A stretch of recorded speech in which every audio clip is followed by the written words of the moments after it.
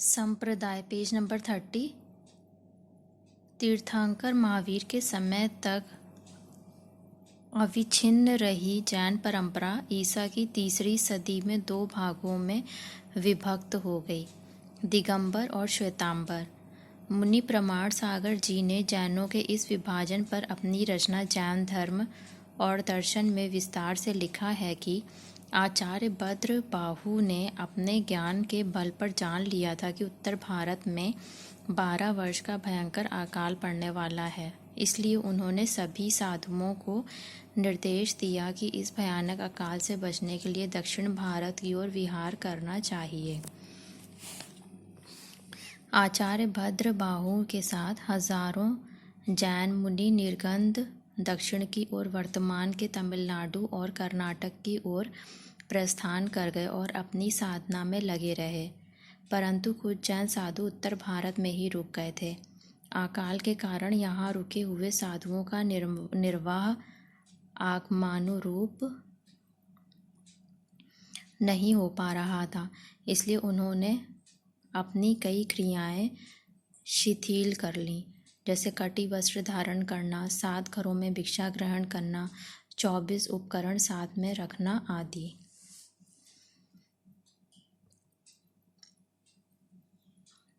बारह वर्ष बाद दक्षिण से लौट कर आए साधुओं ने ये सब देखा तो उन्होंने यहाँ रहे साधुओं को समझाया कि आप लोग पुनः तीर्थंकर महावीर की परंपरा को अपना लें, पर साधु राजी नहीं हुए और तब जैन धर्म में दिगंबर और श्वेतांबर 2 संप्रदाय बन गए। दिगंबर हिंदी में गिनतियाँ लिखी हैं मैंने। 1 को कैसे लिखते हैं? 2, 3, 4, 5, 6, 7, 8, 9, 10। फिर दिगंबर साधु निर्गंध वस्त्र पहनते हैं, नग्न रहते हैं। दिगंबर मत में तीर्थंकरों की प्रतिमाएं पूर्ण नग्न बनाई जाती हैं और उनका श्रृंगार नहीं किया है। दिगंबर समुदाय 3 भागों में विभक्त है, तारण पंथ, दिगंबर तेरा पंथ और 20 पंथ। फिर है श्वेतांबर।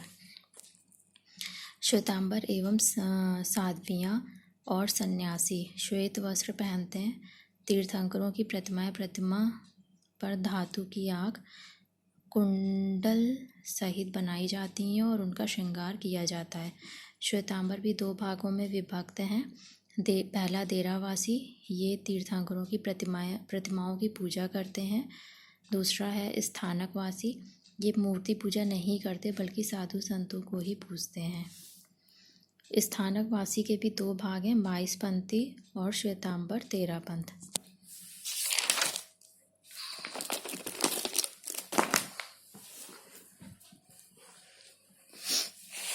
फिर नेक्स्ट है धर्म ग्रंथ।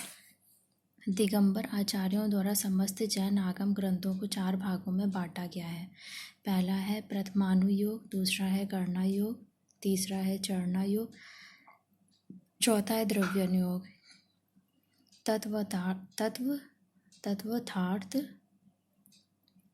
तत्वार्थ सूत्र सभी जैनों द्वारा स्वीकृत ग्रंथ।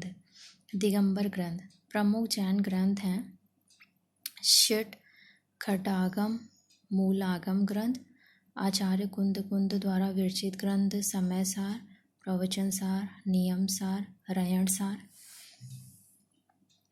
रत्नकरंड श्रावकाचार, पुरुषार्थ, सिद्धपुपाय, आदि पुराण, इष्टोपदेश, आपमीमांसा, मूलाचार, द्रव्य संग्रह, गोमठ सार, भगवती आराधना, योग सार, परमात्म प्रकाश, श्री रवि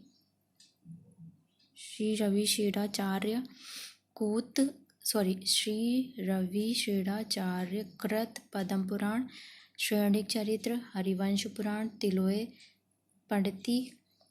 पढ़ती, तत्वतार्थ सूत्र, जिन सहस्त्र नाम स्तोत्र, अष्टपाहुण, आलाप पद्धति, ज्ञानार्वण,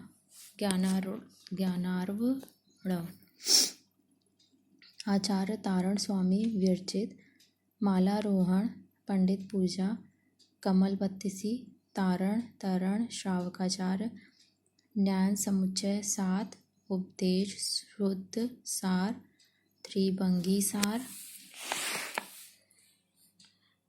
24 थाणा, मम्मल प्राहुड़, शातिका विशेष, सिद्ध स्वभाव, शून्य स्वभाव, शब्दस्थवाणी, नाममाला। फिर है कार्तिकेय उत्प्रेक्षा, हरिवंश पुराण, उत्तर पुराण, त्रिलोक सार, समय सार कलश, पाश पुराण, सर्वार्थ सिद्धि, दर्शन सार। श्वेतांबर ग्रंथ है कल्प सूत्र और जैन। त्योहार जैन धर्म के प्रमुख त्योहार इस प्रकार है। पंचकल्याणक, महावीर जयंती, पर्युषण, ऋषि पंचमी, जैन धर्म में दीपावली, ज्ञान पंचमी, 10 लाक्षण धर्म। नेक्स्ट टॉपिक है हमारा Brahma Kumari 7 days course in Hindi. सबसे पहला ईश्वरीय ज्ञान। डे 1 आत्मा की पहचान। डे 2 परमात्मा कौन है, गॉड, परमात्मा। डे 3 3 लोक का अस्तित्व। डे 4 विश्व नाटक चक्र का ज्ञान। डे 5 कर्म का सिद्धांत। डे 6 आत्मा के 7 गुण। डे 7 राजयोग मेडिटेशन और डे 8 है मुख्य विषय। डे 1 आत्मा क्या है, स्वयं की पहचान। आत्मा शाश्वत चेतना, आध्यात्मिक प्रकाश में व मौलिक वास्तविकता है। इसलिए मैं शब्द आत्मा के लिए है, शरीर के लिए नहीं। शारीरिक उपस्थिति से परे आत्मा प्रकाश का एक छोटा सा बिंदु है। यह प्रकाश आत्मा के गुण व शक्तियों का एक प्रतीक है। आत्मा मन और बुद्धि के संकाय के माध्यम से सोच सकती है और निर्णय ले सकती है। हम इस भौतिक शरीर के माध्यम से जीवन जीते हैं और हमारे साथ होने वाली हर चीज़ हमारे कर्म और पिछले कार्यों और कर्मों का परिणाम है। मानव जीवन अमूल्य है। हम अपने भविष्य को अपने फैसलों और कर्मों द्वारा आकार दे सकते हैं। हमारे पास सही और गलत में अंतर करने के लिए बुद्धि है। सबसे प्यारे भगवान कहते हैं, स्वयं को आत्मा पहचानो, इसके बिना सब कुछ बेकार है और आत्म प्राप्ति के साथ सब कुछ प्राप्त हो गया है। चेतना, आध्यात्मिक प्रकाश, मौलिक वास्तविकता, स्वयं शाश्वत आत्मा है। इसलिए मैं शब्द आत्मा के लिए है, शरीर के लिए नहीं। शारीरिक उपस्थिति से परे आत्मा प्रकाश का एक छोटा सा बिंदु है। यह प्रकाश आत्मा के गुण व शक्तियों का एक प्रतीक है। आत्मा मन और बुद्धि के संकाय के माध्यम से सोच सकती है और निर्णय ले सकती है। देह यानी कि शरीर अभिमान दुख का मूल कारण। हम एक चैतन्य आत्मा हैं। जब हम अपने असली स्वरूप को भूल अपने को शरीर देखते व समझते हैं तो इसे ही देह अभिमान कहा जाता है। वास्तव में यह देह का भान ही सभी विकार और दुख का कारण है। देह के भान वाली आत्मा अपने को निर्बल महसूस करेगी क्योंकि देह की शक्ति सीमित होती है, जैसे देह स्वयं भी सीमित है।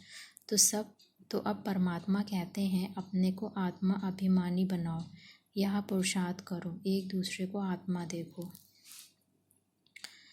आत्माभिमान और आत्मा की पहचान। आनंदमय जीवन की अकूट कुंजी। आत्म जागृति अर्थात स्वयं की वास्तविकता को जानना। जब हम आत्मा अभिमानी स्थिति में थे तो हम इस दुनिया के मालिक थे। आत्मा प्रकृति की मालिक अर्थात इस देह और शरीर की मालिक थी। जैसे एक रथी रथ का मालिक होता है, सभी में दिव्य गुण रहते थे क्योंकि शांति, आनंद, प्रेम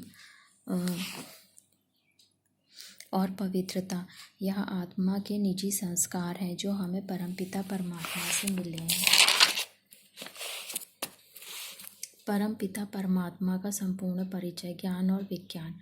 ईश्वर को परमात्मा कहा जाता है अथवा यथार्थ रूप में परमात्मा को ही भगवान रचता सर्वशक्तिमान के रूप में जाना जाता है। इसका अर्थ है कि वह सभी आत्माओं में सर्वोच्च आत्मा है। परमात्मा हम सर्व आत्माओं के पिता और फादर हैं जो हमें सुख और शांति का अविनाशी वर्षा देते हैं।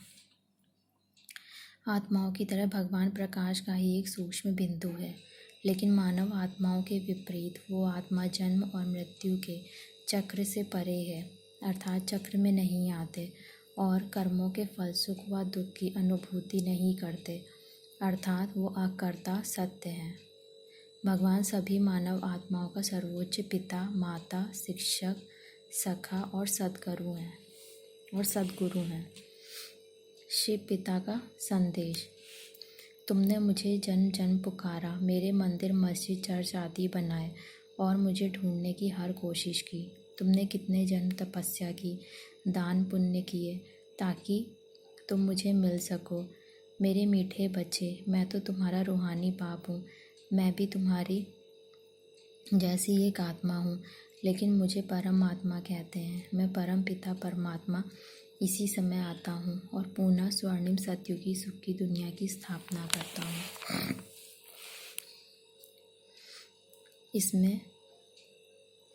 इससे पहले कि मैं तुम्हें अपने बारे में बताऊं, मैं तुम्हें तुम्हारे अपने बारे में याद दिला दूं। मीठे बच्चे, तुम वहाँ नहीं हो जो तुम्हें लगता है कि तुम हो। नाम, धर्म, पेशा, संबंध, यहाँ तक कि तुम यह शरीर भी नहीं हो जिसे तुम अपनी भौतिक आँखों से देखते हो। तुम एक पवित्र, शांत स्वरूप, प्रेम स्वरूप, शक्तिशाली आत्मा हो। परमात्मा की वाणी। मैं और तुम मेरे बच्चे, इस दुनिया में आने से पहले आप सभी अपने घर में रहते थे, आत्माओं की दुनिया, संपूर्ण शांति और पवित्रता की दुनिया में। फिर हम सब धीरे धीरे करके इस दुनिया में आते गए, अपना पार्ट बजाने, और हम सभी बच्चे इस स्वर्णिम युग का आनंद ले रहे थे, जिसे सतयुग और गोल्डन एज और त्रेता युग सिल्वर एज कहा जाता है। तुम्हारी और हमारी कहानी। जब हम बहुत लंबे समय तक विश्व मंच पर अपनी भूमिका निभाते रहे तो हमारी पवित्रता और शक्तियाँ धीरे धीरे कम होने लगीं। हम अपनी असली पहचान भूल गए और सोचा कि जो शरीर रूपी वस्त्र हमने पहना था वह ही हम हो गए। फलस्वरूप काम, क्रोध, लोभ, मोह और अहंकार हमारे व्यवहार में आने लगे। हम सबके बीच जो प्रेम, मधुरता और सामंजस्य था वह खो गया। हम एक दूसरे के साथ लड़ने झगड़ने लगे, धोखा देने लगे। जब हमें दुख और दर्द का अनुभव हुआ तब हमने ईश्वर को पुकारना शुरू किया, हमने ईश्वर को ढूंढना शुरू किया और हम भूल गए कि हमारा पिता आत्माओं की दुनिया सोल वर्ल्ड में रहता है। साथ ही परम धाम और आत्माओं की दुनिया से इस सृष्टि पर कुछ पवित्र दिव्य बच्चे हमारा मार्गदर्शन करने के लिए आए, जैसे कि मोहम्मद, ईसा मसीह और क्राइस्ट, गौतम बुद्ध, महावीर, गुरु नानक। वे हमको जीवन जीने का सही तरीका सिखाने आए थे। इन सब ने हमें ईश्वर की याद दिलाई और ईश्वर से जोड़ने आए। सबसे पहले आए थे मोहम्मद यानी कि इस्लाम धर्म, मुस्लिम धर्म, फिर आया ईसा मसीह यानी कि क्रिश्चियन, फिर गौतम बुद्ध धर्म आया, फिर महावीर और फिर गुरु नानक। जैसे जैसे समय बीतता गया हम धर्म, जाति, पंथ और राष्ट्र के नाम पर बंटते गए। धर्म के नाम पर युद्ध होने लगे। अपने अपने पूर्वजों के मंदिरों का निर्माण करना शुरू किया। वहाँ दिव्य पवित्र आत्माएं जो हमारी दुनिया से सतयुग और त्रेता युग और स्वर्ग में होकर गए, प्लस श्री लक्ष्मी नारायण, श्री राम, सीता, हमने उनकी महिमा के लिए मंदिर बनाए और उसमें ईश्वर को ढूंढना शुरू किया। द्वापर युग और कलयुग में हमने ईश्वर बुरी तरह से ढूंढना शुरू किया। जब भी हमारे सामने कोई समस्याएं आई, हमने सोचा कि ईश्वर हमारा भाग्य लिखता है। इसके लिए हमने ईश्वर को दोषी ठहराया और ईश्वर से ठीक करने की प्रार्थना की। मीठे बच्चे, मैं तुम्हारा पिता हूँ।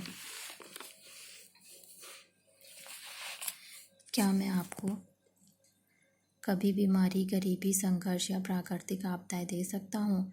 हमारी दुनिया में सब कुछ कर्म के सिद्धांत के आधार पर काम करता है। जो कर्म हम करते हैं उसका रिटर्न और फल हमें मिलता है। हम ही अपने भाग्य के निर्माता हैं। मैं आपको वह ज्ञान और शक्तियाँ दे सकता हूँ कि जिससे आप एक अद्भुत भाग्य बना सकें, लेकिन इसके लिए आपको मुझसे जुड़ने और मेरे द्वारा किए जा रहे इस ज्ञान का अध्ययन करने की आवश्यकता है। प्यारे बच्चे, मेरे लिए तुम्हारी तलाश अब खत्म हुई। मैं आपको याद दिलाने के लिए आया हूँ कि आप वास्तव में कौन हैं और मैं कौन हूँ। मेरा और तुम्हारा रिश्ता क्या है। मेरे प्यारे बच्चों, तुम्हारी तरह मैं भी केवल एक ज्योतिर्मय बिंदु और प्रकाश का पुंज हूँ। मैं पवित्रता का सागर, प्रेम का सागर और ज्ञान का सागर हूँ। तुमने मुझे कई नामों से पुकारा है। मैं तुम्हारा पिता हूँ, टीचर और शिक्षक और गाइड और मार्गदर्शक हूँ। तुम बच्चे शरीर धारण करते हो और जन्म मृत्यु के चक्र में आते हो। मैं कभी भी शरीर नहीं लेता। मैं परमधाम निवासी हूँ। शक्ति और पवित्रता की दुनिया, जो वही घर है जहाँ से आप सभी इस सृष्टि पर आए। तुम्हें फिर से पावन बनाने के लिए मैं तुम्हें ज्ञान, प्रेम और शक्ति देने आया हूँ। मीठे बच्चे, अपने वास्तविक स्वरूप को जानो और मुझसे जुड़ो। मुझे याद करो और अपने शांति, पवित्रता, आनंद, खुशी, प्रेम और शक्तियों के वर्षे को प्राप्त करो। मैं तुम्हें गुणों और शक्तियों से भर दूंगा ताकि हम मिलकर नई दुनिया का निर्माण करें। एक ऐसी दुनिया जहाँ शांति ही धर्म है, प्रेम ही भाषा है, करुणा ही संबंध है, हर कर्म में सत्यता है और खुशी ही जीवन जीने का तरीका है। तब ये कहा गया, यदा यदा ही धर्मस्य ग्लानिर्भवति भारत, अभ्युत्थानम् धर्मस्य तदात्मानं सृजाम्यहम्, परित्राणाय साधूनां विनाशाय च दुष्कृतां धर्म संस्थापनार्थाय संभवामि युगे युगे। परमात्मा पिता का हम बच्चों से यह वादा है कि जब धर्म की अति ग्लानि होगी, सृष्टि पर पाप व अन्याय बढ़ जाएगा, तब वे इस धरा पर अवतरित होंगे। अब हमने जाना है कि वो एक साधारण मनुष्य तन का आधार ले हमें सत्य ज्ञान सुनाकर सद्गति का रास्ता दिखा दुखों से मुक्त कर रहे हैं। यहाँ गायन वर्तमान समय का ही है, जबकि कलयुग के अंत और नई सृष्टि सतयुग के संगम पर स्वयं परमात्मा अपने वादे अनुसार इस धरा पर अवतरित हो चुके हैं तथा इस दुखमय संसार और नरक के सुखमय संसार स्वर्ग में परिवर्तित करने का महान कार्य गुप्त रूप से कर रहे हैं। नई सुबह की नई किरण, चलो रे पंछी पार गगन, बिखरा करके किरण किरण, आओ कर लें प्रभु मिलन। सतयुग वह दुनिया है जिसे वन में स्वयं ईश्वर इस तरह पर आए हैं। आत्माओं के शुद्धिकरण से प्रकृति और उसके पांचों तत्व सतो प्रधान बनेंगे और इस तरह इस सृष्टि पर स्वर्ग की स्थापना होगी। इसे गॉडली किंगडम और ईश्वरीय राजधानी कहा जाता है, जहाँ श्री लक्ष्मी और श्री नारायण राज्य करते हैं। समग्र विश्व एक परिवार हो जाता है, जहाँ पवित्रता, शांति, प्रेम और आनंद है, जहाँ प्रकृति हमारी दासी रहती है। भगवान कैसे पढ़ाते हैं? गॉड फादर शिव हम बच्चों को प्रजापिता ब्रह्मा, जिनमें वे प्रवेश करते हैं और बोलते हैं, के साकार तन के माध्यम से पढ़ाते हैं। मुरलिया हमारे प्यारे शिव बाबा, हमारे सुप्रीम फादर, टीचर और सदगुरु के ओरिजिनल वर्जन्स और मूल संस्करण हैं। मुरली और श्रीमत क्या है? मुरली उस ज्ञान का अभिलेख है जो स्वयं निराकार परमपिता परमात्मा अपने साकार माध्यम और रथ के द्वारा सुनाते हैं। यह अविनाशी ज्ञान समस्त मनुष्य आत्माओं अर्थात अपने बच्चों के प्रति परमपिता शिव के मधुर महावाक्य हैं। हम यहाँ भी विश्वास करते हैं कि परमात्मा सब कुछ जानता है, वह सर्वज्ञ है। अनेकों धर्म में यह माना जाता है कि परमात्मा सत्य है, वह रचता है और सभी पदार्थ, प्राणी इत्यादि का ज्ञाता है। किंतु वह कौन है, कैसा है, हमें कब और कैसे वह आकर ज्ञान देता है, हमें कहीं ना कहीं यह तो निश्चय है कि वह सत्य ज्ञान देने वाला सुखदाता है, क्योंकि हमें यह ज्ञान पहले भी मिला है। यहाँ भी कहा जाता है कि इतिहास स्वयं को दोहराता है। जब परमात्मा आकर हमें ज्ञान देते हैं, तब हमें विश्व नाटक के बारे में, जो कि अविनाशी चक्र है, ज्ञात होता है। साथ ही हमें स्वयं परमात्मा व विनाश के बारे में भी ज्ञात होता है। हम सभी आत्मा इस विश्व नाटक का भाग हैं। मात्र परमात्मा ही इस विश्व नाटक से अलग है। विश्व नाटक चक्र 5000 वर्ष, 4 युग। विश्व एक रंगमंच है और हम सभी अभिनेता हैं। इसकी कोई शुरुआत नहीं है, कोई अंत नहीं है। पूर्ण चक्र 5000 वर्ष दिखाया गया है, जिसमें 4 युग समय खंड का उल्लेख किया गया है। अपने उच्चतम चरण और स्वर्ण युग से अपने निम्नतम स्तर लोह युग तक विश्व नाटक मानव आत्माओं, उनकी बुद्धि, उनकी वृद्धि और गिरावट, जीत और हार, खुशी और पीड़ा, ज्ञान और अज्ञानता, स्वतंत्रता और कर्म के बंधन की कहानी है। जब हम तांबे की उम्र में पूजा करना शुरू करते हैं तो सबसे पहले हम ईश्वर की भक्ति के कारण शुद्ध रहते हैं। फिर धीरे धीरे लोह युग के अंत तक जब हम वाइसेस यानी दोष और ब्लेम और बुराई में गिरते रहते हैं, हम अधिक दुख का अनुभव करते हैं। चक्र के आधे हिस्से को नई दुनिया यानी कि स्वर्ग कहा जाता है और आधे को पुरानी दुनिया यानी कि नर्क कहा जाता है।